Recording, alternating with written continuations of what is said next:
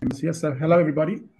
My name is Gabriel Providel, and I will be both moderating and contributing towards this session today, which we're very excited. And we'll be talking about, will creatives be replaced by artificial intelligence? And I've joined by two industry professionals from around the globe, really. I'm based currently out of Australia. I'm the current CEO and founder of Mosaic Play.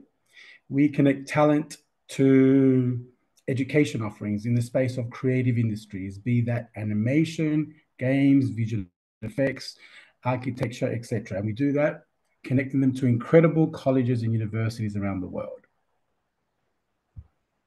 Not sure if you're going to translate, Anna, or not. Yes, I will do. Thank you. Xin chào tất cả các bạn đang tham gia buổi webinar ngày hôm nay. Đây là một trong những cái hoạt động trong Mosaic tham gia cùng với chuỗi chương trình của Vietnam Festival of Creativity Design. Tham gia buổi ngày hôm nay của chúng ta thì có anh Gabriel Provido, anh là CEO và founder của Mosaic Play. Bên mình là một tổ chức giáo dục kết nối với các bạn sinh viên, những người yêu thích ngành sáng tạo đến với các trường đại học trên toàn thế giới. Và tham gia cùng với lại anh Gabriel ngày hôm nay là có cô Melissa, Best Head of Programming của trường Think Tank Training Center của Canada, và có bạn Lê Anh Di, bạn là founder của Studio Plan Negatives, bạn ở Việt Nam. Thì rất cảm ơn tất cả các bạn đã tham gia cái buổi webinar ngày hôm nay cùng với chúng tôi. Great. It looks like you've already introduced Melissa and Yi, but very quickly, just in English as well for the English-speaking audience. Yeah, we've got Melissa representing the education sector. She's the head of programming of Think Tank Training Center in Canada. She's been involved in the visual effects industry for over 15 years, roles as compositing supervisor for television, film, as well as industry mentor. And she's very keen in terms of understanding the relationship between technology, art, and innovation in the creative industries and animation sector. And Yi, who comes from all the way in Vietnam, based out of Ho Chi Minh City. He's got a degree in multimedia design from RMIT University Australia, decades experience in visual effects and creative industry. He is renowned for his versatility in projects in films, music videos, and corporate videos, and is the founder of Blank Negatives, which is a prominent visual effects company in Saigon. And he's also a board member of the Vietnam Association of Visual Effects. So he's very much involved in the animation and visual effects industry across Vietnam.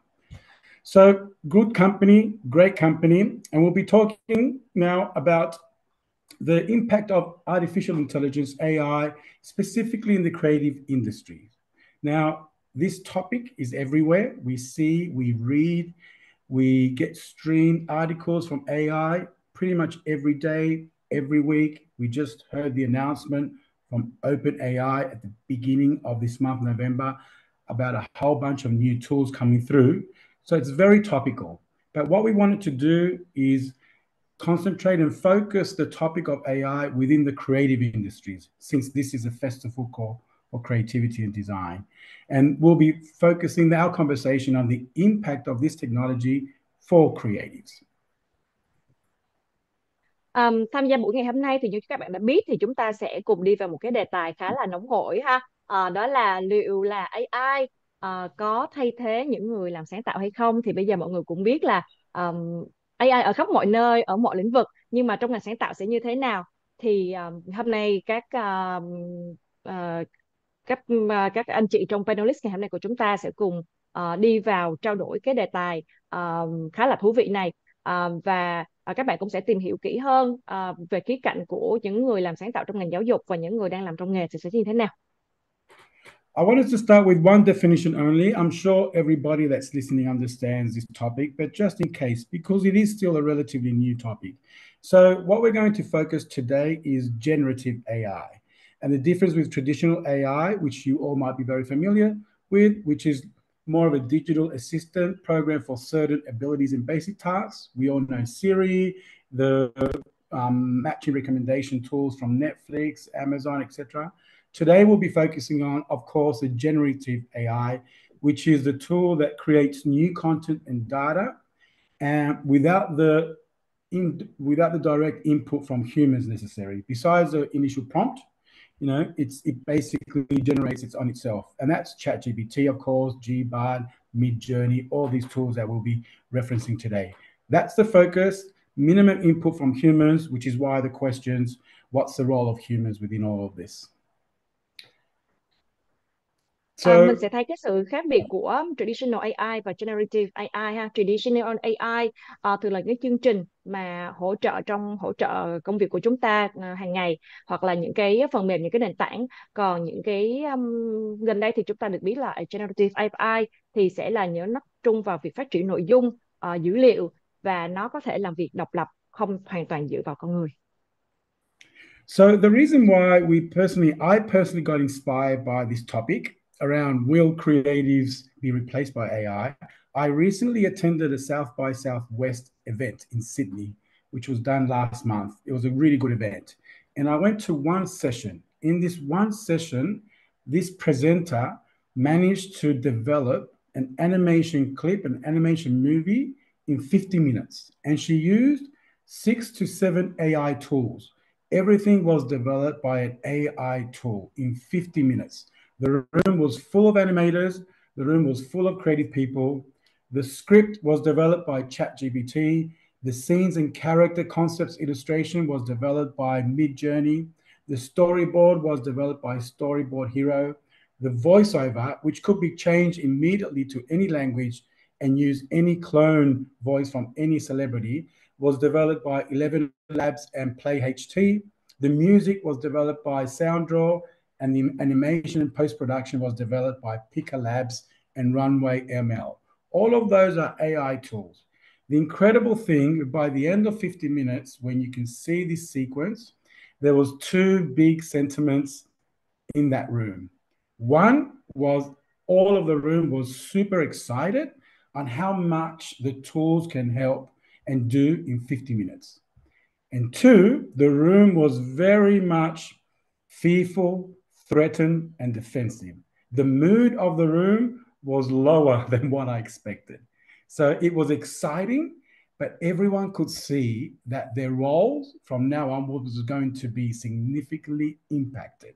And for me, that was an incredible moment and realization in a room full of animators, what the tool can do incredibly in such a short period, and how things are going to change for many of them, which is why we label this, will these guys be creative?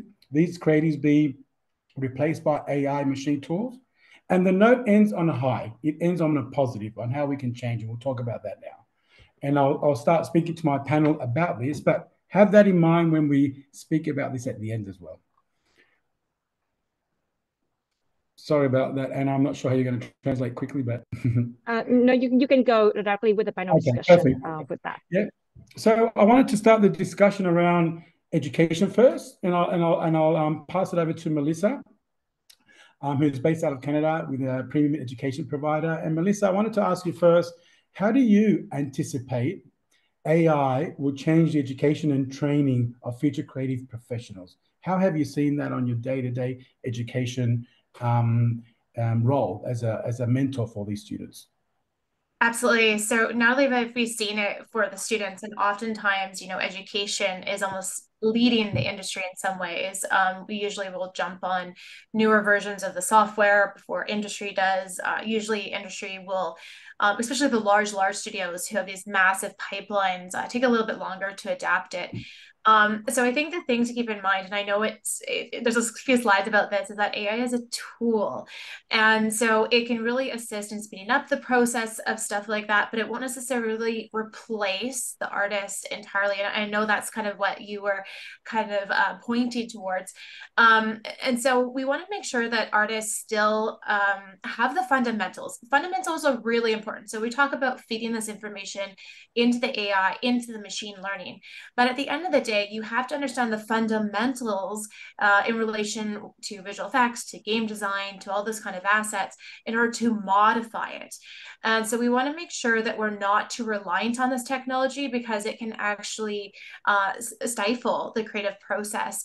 And we can get stuck in this kind of robotic type output when it comes to the output of sorts. So I want to focus on a couple of different areas in particular.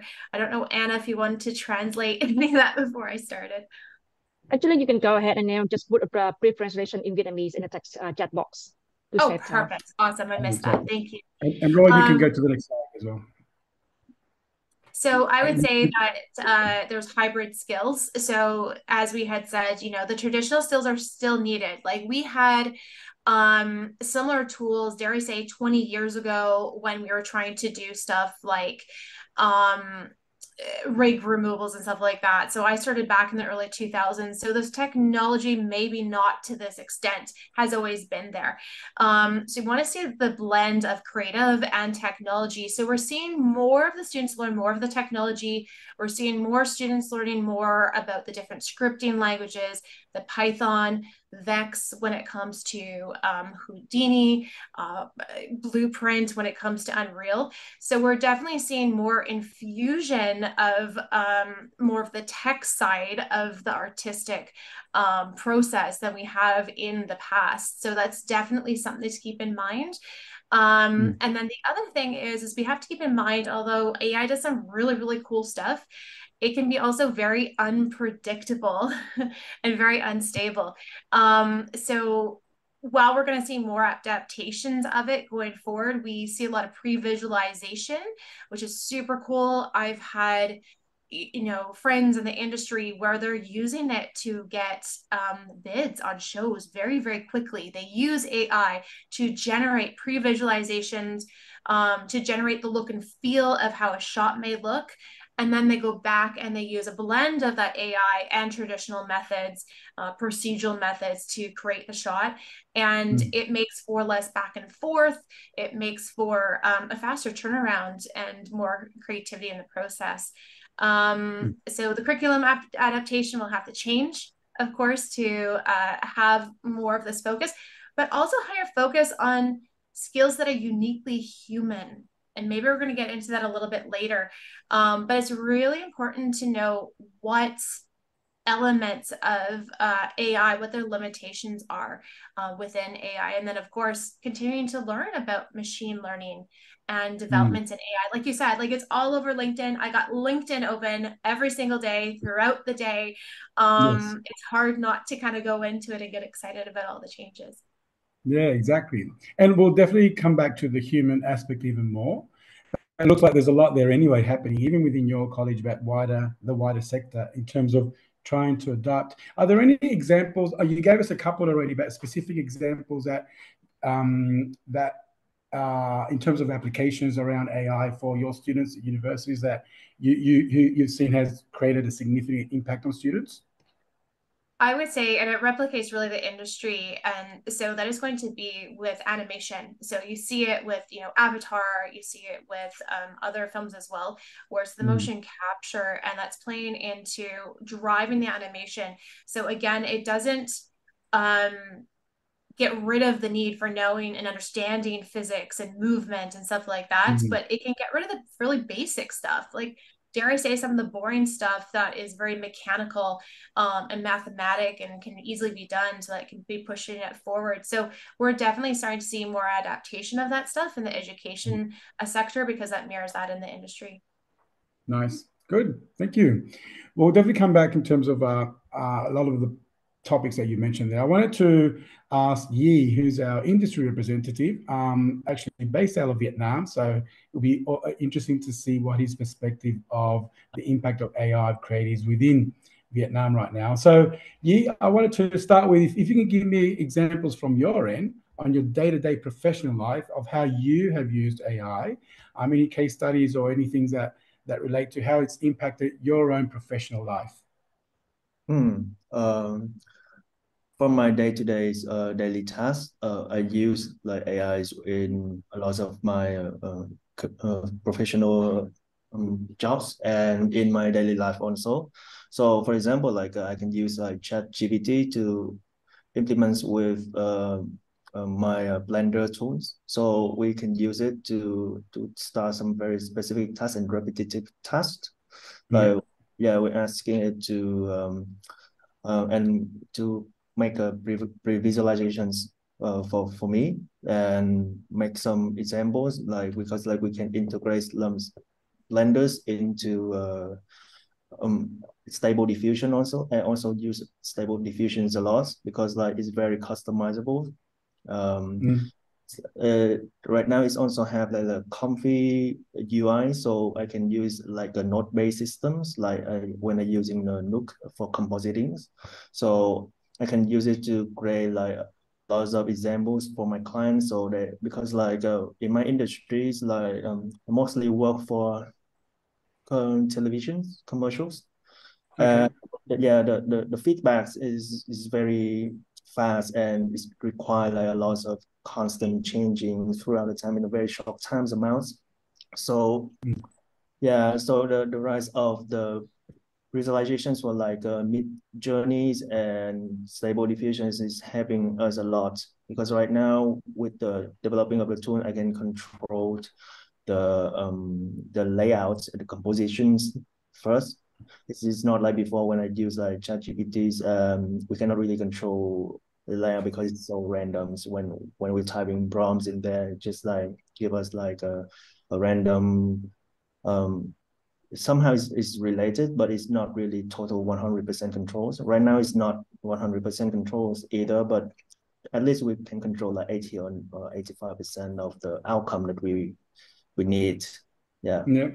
And then there's lots there, obviously, and some of it's quite technical. How do you keep your team relevant in terms of skill sets? Because this is, like we've said, it just changes so much. So how do you ensure that your skill sets are still maintained, they're relevant, you're using the right tools, AI tools, to do what you need to do on a daily basis? Yeah, that's very interesting questions because like before, like we are just like blow out like by by see the lots of applications of the AIs and how what the AI can do. But actually, when I use it for a long time, and I see the AI is just like a tools, and we need to start from the pain point of the of our workflow. For example, like when I do visual effects, the lots of things that need to be rolled. Yeah. Yeah, need to be cutting out. So we're starting from there. We're starting from very basic one. So when I start to apply the AI to the teams, I always say like, okay, we just start very small and break the solution down. So when we see everything that you need to do it repetitively, yeah.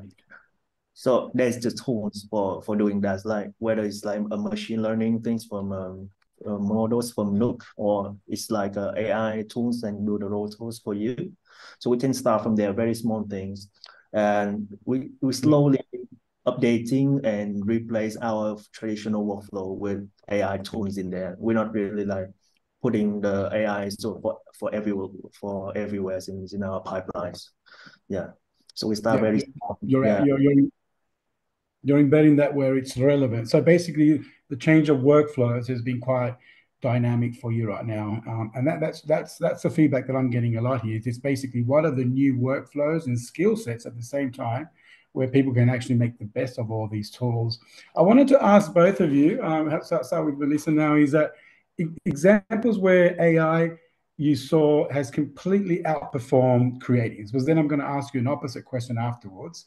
And what implications that has, of course, for creative professionals, that, you know, a place where you saw that, okay, this is something that has completely surprised you on how good it's been and how the impact has been specifically to what you do on a day-to-day. Absolutely. So, I mean, there's the one that everybody talks to, of course. It's a few years old. There's a deep fake that was from The Irishman.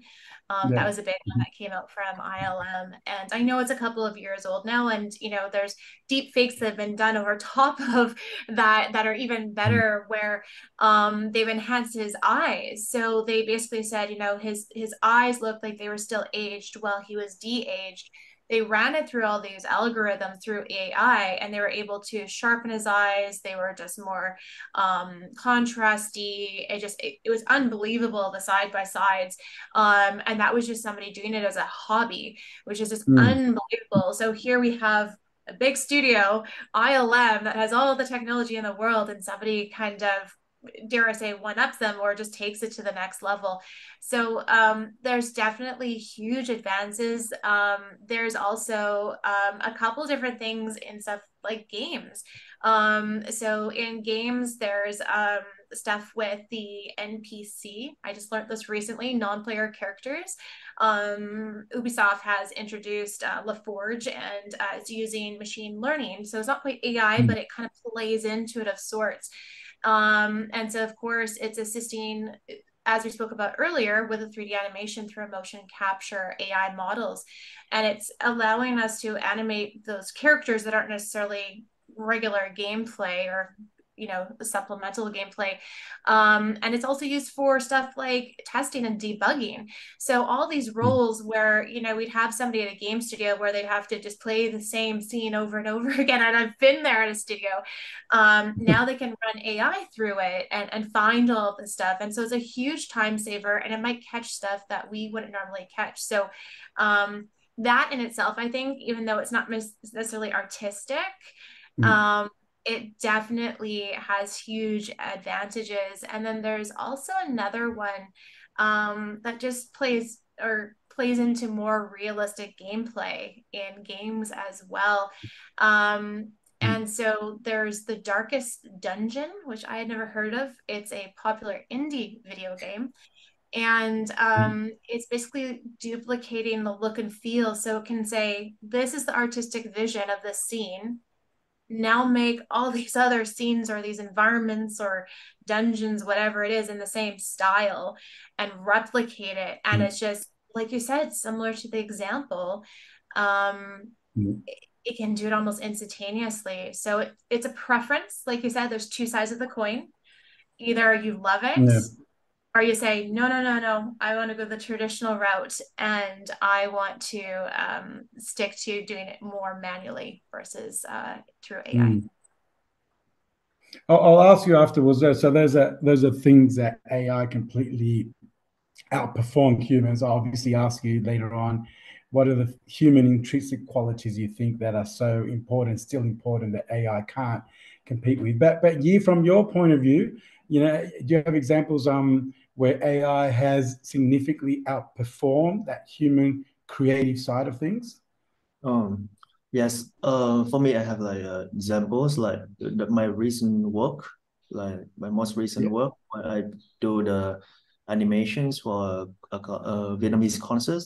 So we use a lot of graphics from just one designer. He's like a special designer with completely distinctive styles that he can draw graphics that with inspiring from Vietnamese traditions. Traditionals, yeah. And the problem that I have is we just have 1 month to do it, and the amount of graphics that he access that he need to give me to do, because at that time we decided to do with 3D animation with 2D looks. Yeah. So the amount of access that he giving us is not enough for us to build the whole jungles, because so we have and we also have another different styles. So the powers of AIs in that place I use is I asking him to draw me 15 artworks, small things different trees asset and other animals asset in there. So I use them to train models in Stable Diffusion. So after that, I type in the prompts in there, and this can generate a lot more artwork for me. So from there, I can use them to replicate again the environments with a lot of variations in the scene. So is without that tools, the texture synthesis things of the Stable Diffusion, I cannot really do the whole things in that short amount of times. So I think that is definitely the thing that AI can surpass the humans, is the ability to generate a lot of different materials Yeah, Yeah. tremendous time savings, like you said, and I guess the quality output was if not better than what you expected, perhaps. Yes, Which is yes, important. Yeah. yeah. And another thing is the rotoscoping and objects removals from is very is very impressive. Before, like I have a horror movie project, so it's like it's a one long shot. It's like about 2,000 frames, and with markers and it's in there. So if it just take like amounts of people to do that things like remove all the markers and do all the clean up and things like that, this may take more than weeks for just that shots. But with the AI tools I use, like it's not really AI tools, but it's like machine learning modules like in Nuke programs. So I just do a few example frames and put it in there, and just push the buttons overnight, and it's done everything for the cleanups in the road. Yeah. Well, that leads me to the next question, and perhaps I might stay with you here on this one. So, if it was that easy, then what are the intrinsic qualities of human created art that AI cannot replicate? So, in this case, you were saying it helped you tremendously reduce the time. The output was very good. What do you Yes. think from the human qualities, still human creative qualities, that AI is limited, or at least in the short term, medium term, limited at this point? Well, in the short terms that I see, like from my experience, the first thing that AI cannot really like replacing us is the powers of directions. I mean, like if you just like type it in AIs and make it just generate whatever, but you don't really have the directions, you don't really have the vision in your mind, that is will come out with something that is not really usable. Yeah. So I think AI is very powerful. It's still prompted by humans. Yes, it's not making sense. And AI is a very powerful tools, but I think because like I have like examples, I also do the teachings in the school. So I comparing like I let my student use the tools, the Mid-Journey tools, to generate art, and I also have my friends as a DOP. He's like more than 20 years of experience. He also used that tools with the same thing. So I am testing, but the way that two guys approaching is very different. The student just like type it in, and the guys type it in. The DOP guys type in, generate it out. He put it into another software, Photoshop, and he generate like a lot of other images and get do the compositings and do the lighting with his own experience. So he also use AI, but he also add in his direction and his taste is in there, which I think the AI cannot really do that. Yep, exactly. Yep, excellent. Yes, and yourself, Melissa. So human creativity, intrinsic elements that pertain to humans that AI still is quite limited in terms of being able to replicate or replace us with. Absolutely. So I think the biggest one is it struggles to see how subjective art is. And it's really very much of A plus B equals C because that's what it's been told. And so it fails to necessarily notice how a piece of art might be interpreted differently from one person to the next, and that's a very human quality. It doesn't necessarily understand feelings the same way as a human does.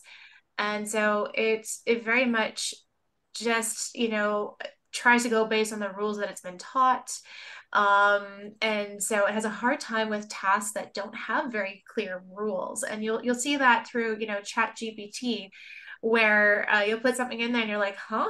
That had nothing to do with it. Or there's another example where Photoshop, we're using Photoshop, or I don't know, one of the many different AI programs where you're like, put people on a beach. And so I had a coworker that did that. They put people on the beach, and the people are like tiny little things, and you zoom in and the person had a sharp line cut through them and they were like half cut off, and it's half of an image because it's trying to generate this image. So from far away it worked, but up close it didn't hold up whatsoever. It was very, very confusing. So I think it definitely has limitations. Again, I think it comes back to knowing what to input, understanding the fundamentals, to know how to modify what has been outputted by AI. And so I think that hybrid is really, really a huge strength when it comes with the human versus the AI. Well, they say that the most powerful force in the world right now is a talented human plus a powerful machine. Hopefully in that order right now. So, and I guess one of the questions that's been coming up, and we mentioned a bit about this, is the ethics around it, or the copyright, or the privacy side of things, especially with generative AI, since it works independently from the human input, except for that first prompt perhaps, so then it creates data on its own. What comes out as an output can be ethically wrong or biased in nature. So what do you think are the ethical, obviously, considerations of using AI to create works that are traditionally considered to be in the domain of human creativity? I'll ask both of you that question. So what are the ethical considerations here from an education point of view and perhaps from an industry point of view as well? Who wants to go first? I'll go. So I think the biggest thing that comes up is, as you said earlier, humans are worried about AI replacing jobs, or making it harder for human artists to compete, because like you said, they created that film in how much time, right? And it was so few people. So, that definitely comes up. There's, moral questions, what constitutes art versus, what does it mean to be creative? Is using AI still creative? Or is there a blend of, many different tools that makes you creative? So, is AI being creative, or is it really mimicking human creativity? So there's a lot of different questions there. Yeah. Oh, it's a tough one, especially when these competitions that they are in terms of concept art. And, not long ago, they discovered that the first prize was actually done by AI as well. So, and yourself, Guy, what do you think in terms of the ethical considerations of using AI to create creative work? Yeah. For me, I think I just have like two concerns, like two main concerns, because the data that is gathering to build the AI algorithms behind, that is quite in the shading worlds, I think, because as I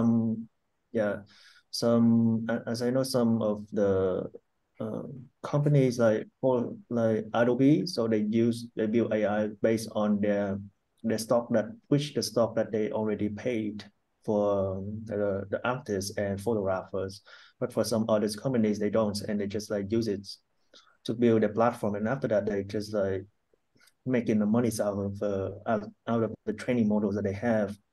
So I think that is the thing that we need to do, the considerations, like making I think the pipeline, the structures of the industry need to be changed a bit, because the way that we are doing creativity right now from there is quite different, because we have very powerful tools. So I think this is the things that we need to working on, rather than attacking the AI itself, because I think it's a very great tools, and there's no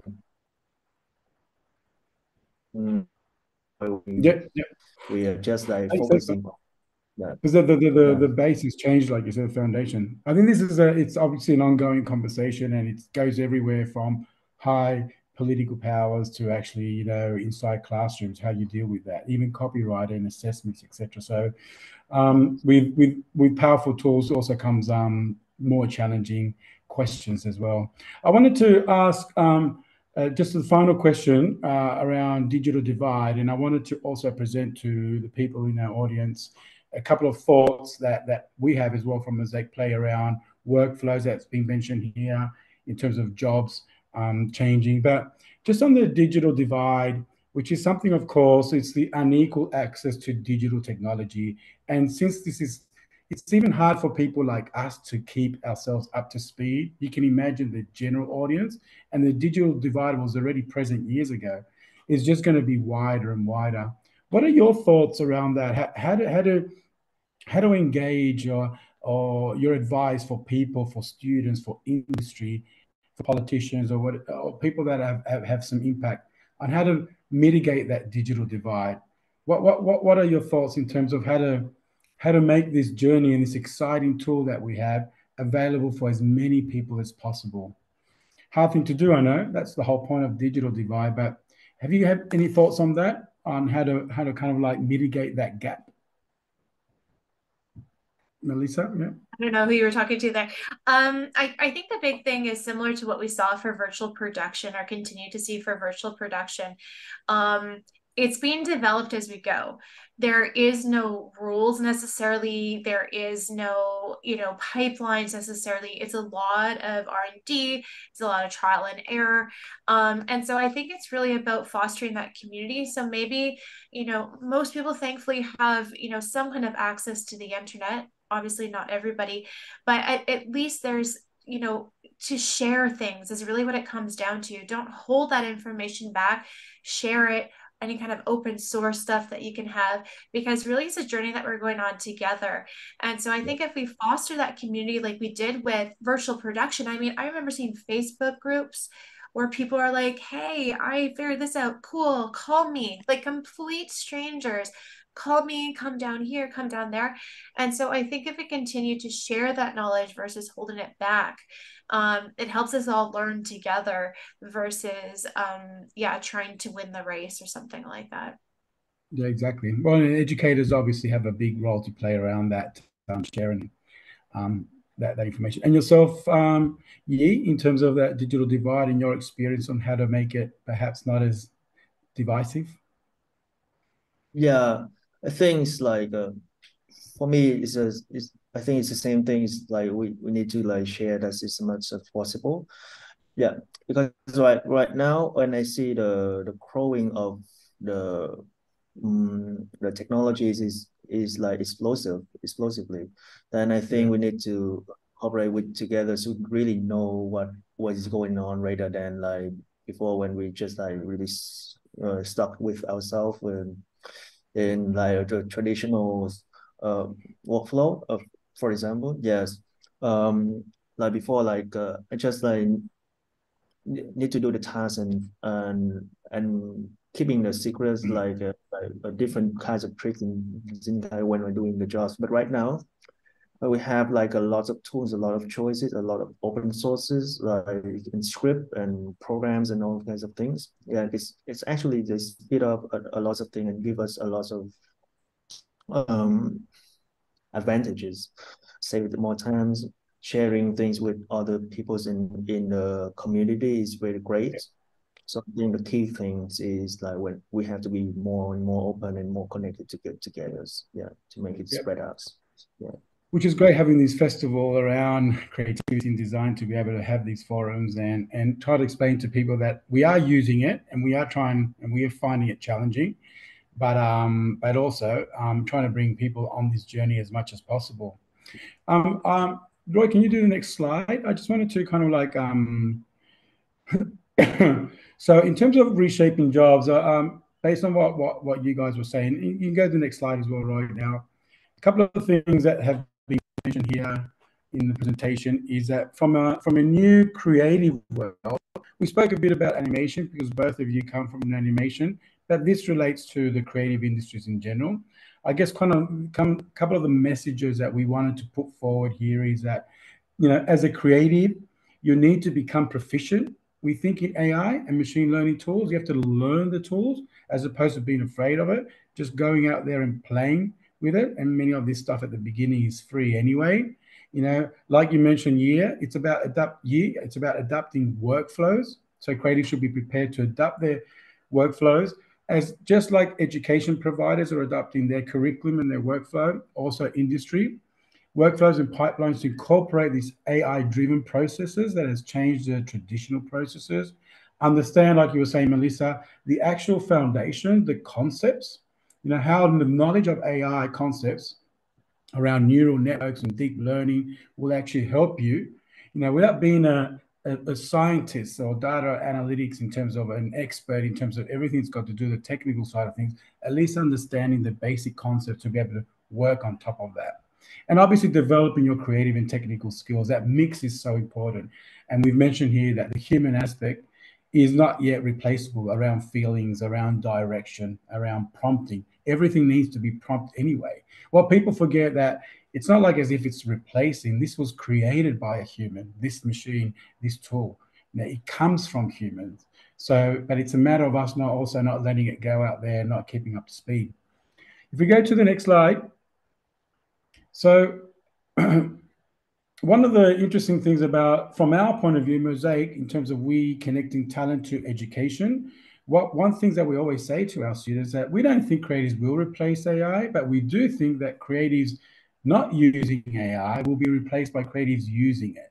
And that's really kind of like the key thing. So keeping yourself up to speed, this is where education, going out there, working in the industry, getting involved in projects, through formal or informal education is something that will make a difference. I like the next quote, which goes back to the human aspect that I think Melissa was touching on before. If we go to the next slide, Roy, this is obviously a robotic engineer, Sabine Hort, that robots are not going to replace humans, she says. They're going to make their jobs much more humane. If anything, we'll be able to have time now to think about the actual creative job that we wanted to do in the first place without having to think about all the paperwork or all the admin things that was getting in the way or in budgets. It frees us, if anything, from allowing to have that creative spirit even more elevated than it was before.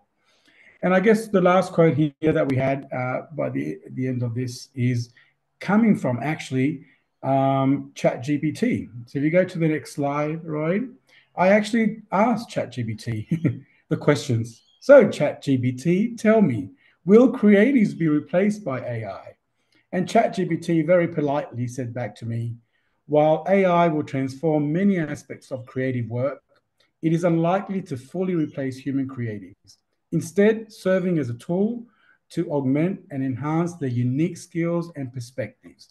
Now, I don't know if it's been very cheeky and very polite since a human was asking, but I thought that was an interesting one where, an AI is saying back to us that it's really a tool that augments and enhances our own skills and our own perspectives. So now we've got to leave some time, 1 minute away, for some questions that we might have here from people that might be online or might be in the audience. I think, Roy, the next slide, that was the last slide I think that we had here. Oh yeah, this is just to, we're sponsoring Mosaic Play, as I said at the beginning, sponsoring this really interesting event in Vietnam. And although there's someone from Canada, someone from Australia, someone from Vietnam, we think that talent without education is nothing. So this is an immense opportunity for you to be able to connect yourself through education and learning these tools in the creative space. And this is exactly what we do. So whenever you can check out Mosaic Play organization, how we can connect you to these kind of courses. That's it from our end. Anna, I think we might have some questions from the audience or from outside this virtual session. While we're waiting for people online here to have their own questions, we actually received a few questions through the registration form. So I will help Gabriel to for the questions for the audience. So the first question I think would go with D. So D, there is a question for you, like you have been working in this industry. What do you think about like the human roles with AI? Will people as humans play the role as editors for AI's artworks, or the other way around, like AI will support the people with their work? Oh, wow. I think that is a interesting question. Yeah, I think it's the relationship between humans and AIs in the context of creating artworks can take various forms. I think just about like two scenarios. Like first of all, like we can see that the humans as an editor for AI artworks, and we can see AI as a tools for humans creators. Yeah. So and I think like we can use AIs as humans as editors at AI artworks. So we can use AI to generate like artworks, and we can build a huge growth in refining and curating the outputs. So that is we may choose the specific elements such as details and make artistic decisions, ensure final results align with our aesthetics and narratives. Yes, that's is the things. And we can use AI as the tools for the human creative also. Because like in the scenarios, like we can take primary roles of creators and use AI tools to enhance or speed up like certain aspect of our works. Like for example, we can like employ for tasks just like generating textures, like automating repetitive process, providing inspiration through generative models like such as like mid journeys or stable diffusions. Or yes, the human artists maintain control over the overall aesthetic direction and decision making. Yeah. So yeah, so the choice between these scenarios very depends on us. It depend on the artist, depend on the projects. Yeah, which depend on human size. Yeah, most of the things. Yes. I was reading a very interesting article from Bill Gates around exactly that, the relationship between humans and AI and vice versa. And, you know, it's a whole conversation around moving away from just it being an AI bot, but being an agent, like a personal assistant. And that's very powerful because he was saying in 3 years' time, 3 to 5 years' time, of course, instead of having many different apps, you can literally, through natural language, ask one device questions and it will give the personalized answers depending on how much information you let go. So they know as much about yourself, personalized answers based on your kind of own preference. And one of the examples which I loved from an education point of view and a creative industries point of view was, imagine, you know, in terms of teaching, the personalized instructor tutor teaching, and someone wants to learn music or script. Imagine if you have, and this the agent knows that this person loves Taylor Swift, for example, as a musician, and you can actually get Taylor Swift's lyrics and rhythm schemes to be able to learn how to write lyrics and be very tailored to the experience. That will be much more richer if he or she is learning how to do songwriting and music through someone that she relates to, as opposed to something that's quite generic, you know. And that's definitely not that far off. So that's, you know, a lot of that relationship will even change from where we are right now. That personalization side of things will make a massive impact, I think, in terms of teaching, personalized teaching, and also experience that's far more richer. Yeah. Thank you, Dee, for your question, and thank you, Gabriel, for your inputs. Talking about teaching for students in creative industry, we have another questions. I think Melissa can help us with these questions. There is a question about like for students studying in creative programs. Are there any suggestion for professor or teachers teaching creative programs, the AI programs or the AI applications for teachers to use to teach them at university or high school? So are you talking about just different software and stuff like that they can use, basically applications that they can use in the university? Yeah, absolutely. I think the biggest thing to keep in mind is make sure that you check with universities' rules surrounding the use of AI. I want to give that disclaimer first, because it depends on the creative sector, which one it is, especially when it comes to scripting and stuff like that, for like novels or whatever it is, essays. Every university is going to have their own kind of set of rules around that. But there's definitely, different tools that you'll typically see in a university in the creative setting. A lot of these are well known, Photoshop's AI feature, there's Canva's design suggestions. So again, it's a really great foundation. Like I use ChatGPT on a regular basis, and it drastically speeds up my workflow, but I never take it verbatim through ChatGPT. And it's really cool because I can throw in an idea, take an excerpt from it, twist it, turn it, tell it to do a different way, piece different pieces together. So definitely really great tools. There's also Grammarly, just ways to increase, but also take note of the changes that's using. I think, that's the big thing, is take note of the changes that these AI applications are making, so that you can always catch it yourself and catch any mistakes it does. Adobe's Premiere's AI tools can help speed up editing changes. Games and effects. This is one is not necessarily AI, but it works with AI. So we see an increase in proceduralism when it comes to visual effects and modeling and texturing and stuff like that. And that can work hand in hand with AI. So there's a lot of different new technologies, and they're all aimed to speed up the workflows. But again, I heard I don't even remember where it was from, but they said, when we created the dishwasher, oh man, like the dishes in the kitchen is going to be so much cleaner, faster. We're going to have so much time to do things. No. But it allowed us to do different things, or clean the dishes cleaner, or find different ways to clean it. So I found that relation was really good when it relates to AI, that it's kind of getting the stuff out of the way and then allowing us to do cooler stuff and more innovative stuff. Yeah. Cool. Yeah, thank you, Melissa, for the question, for the answers. Oh, sorry. We have another question, which is like quite big questions. So Melissa, if you can help me with this again, that would be helpful. Or Dee and Gabriel, if you can have your inputs in the answer, that would be very great. So the question is there any entity currently working on laws to protect artists' work from AI training, or to protect people's positions in the future? Melissa, maybe can you help from your point absolutely. of I can view? start with this.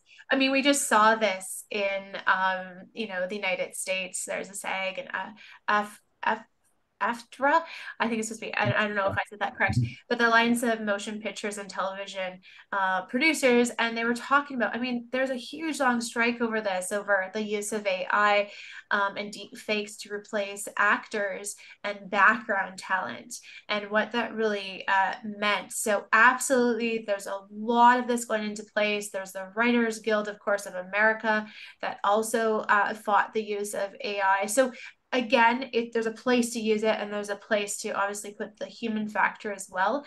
There's United Voice Artists that's in Europe, that's for voice actors.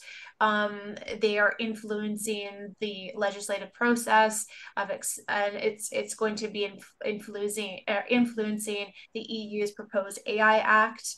There's other ones, the European General Data Protection Regulation, big words, and that's also looking to protect the regulation of AI. So there's definitely lots there that's being put into place globally. So they're trying to put this in globally, so that we can take the good from AI and also protect.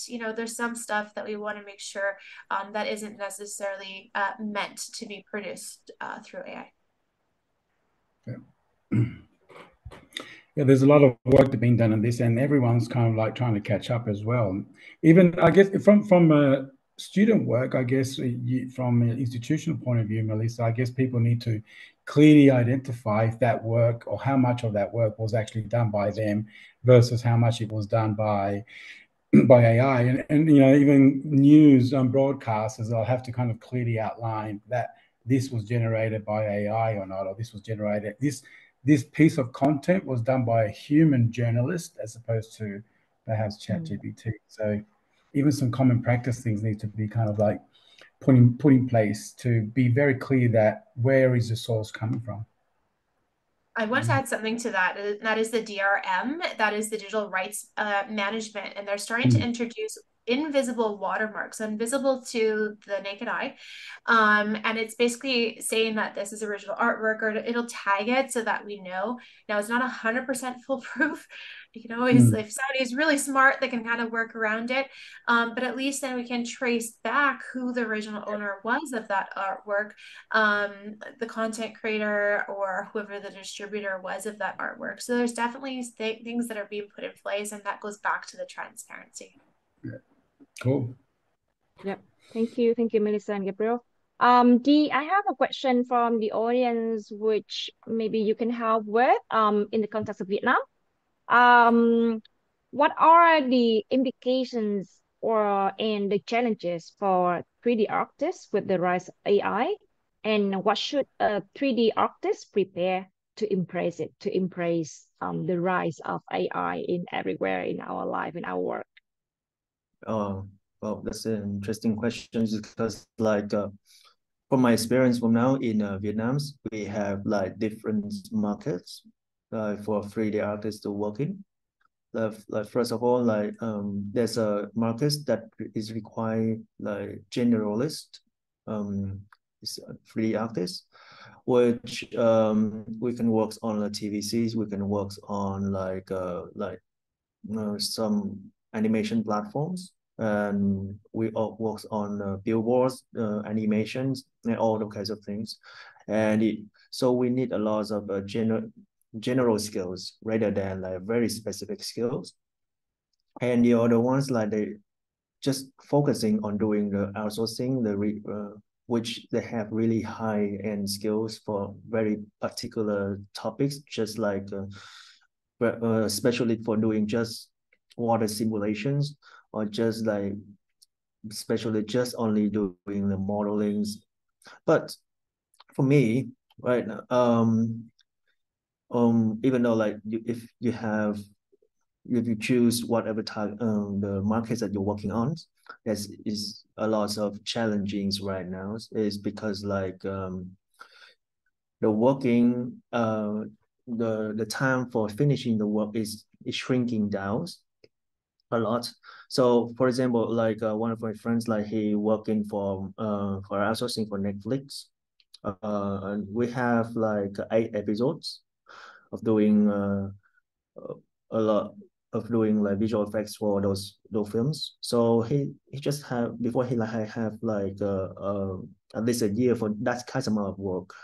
But right now the thing is like we just have like 3 months for finishing the work.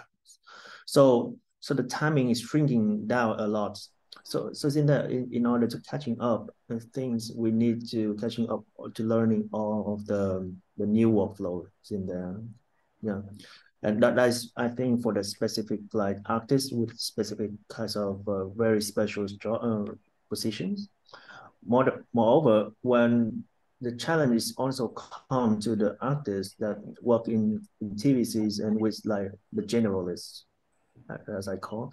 So the generalists, they need to know like a lot of tools to make like a different choice based on the projects. But the priorities for the projects right now for the TVCs, right, it's like because the cost needs to be very effective.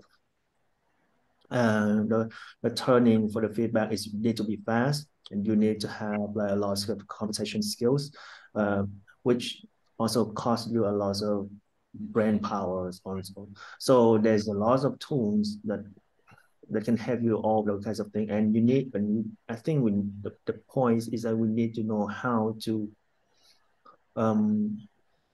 connect those tools together to create your own pipeline for each kind of the projects that you need to work with. Yeah. So the challenging is the balancing between automation things and the artistics of the people in the working in creative industry, because like we can have a lot of tools, we can speed up the workflows, but we just have one brand. So Yeah. it is very challenging when you have to do everything really fast, or need to do a lot of things while maintaining your artistic levels in the work. I think that is very challenging. Yes. That's right. Yeah. Yeah. Thank you, Dee. I think we are quite running out of time. We have a few more questions, but we will ask you one more question again, and we can wrap it up. And for others question, we will try to get back to you with the answers via your email later. Because we don't have much time for now. We have the last question. This is more for university students, because most of the registration are university students. So I'd like to raise this question, maybe Dee, because you are working and also teaching for creative student in Vietnam. So I would save this question for you. So the question is, would it be possible that AI will replace fresh graduates, interns, or juniors in the creative industry? And how would the labor market in the creative industry look like for fresh graduates? And what should they prepare to stay competitive? Oh, wow. Yeah, like we have to discuss like before in this talkings, because like I think the AIs cannot really replace the fresh graduates or interns or juniors, and cannot replace anyone. It's just like a tools. Yes. And so that is what we're looking for the fresh graduates, I think, because like the fresh, for us, it's just a requirement tools. Like before, when like 10 years ago, when I just like tapping into the industries as a roto artist, I just everything is just doing roto things and paintings and object replace or objects removing. So at that times, the job description is just like, okay, you just need to know how to do this. But nowadays, well, when I see the CV and they say, okay, this is just the only skill that you need to know, then I think you cannot really pass the submission for work, because right now we require a lot more. Oh yeah, if you're just doing the role tools, and I have AI tools in here to do it. Yeah. Oh, so I think that the thing is like, it's just another skills that you need to put on the CV. Yeah, and that's it. Yeah. It's what I call the eternal graduate, always upskilling yourself, keeping yourself updated. Yes. I think we're up, Anna, to Yes. the time. Yeah. Yeah. Well, I wanted to thank the panel here as well. Melissa all the way from Canada, and Dee obviously from representative from Vietnam, and Anna for logistically organizing this. I think it's awesome that we're having these conversations, and let's just remind ourselves, going back to the questions, the whole point of this, that even ChatGPT said back to us that this is about a tool that's augmenting our own creative spirit. So, but we do also think that you should be on top of it, so you can leverage all the opportunities. Thank you very much. It's been good to having a chat with you guys, and from our end, enjoy the festival that is happening right now in Vietnam. Thank you so much, everyone. Have a good day. See ya. Bye-bye. Yeah, bye.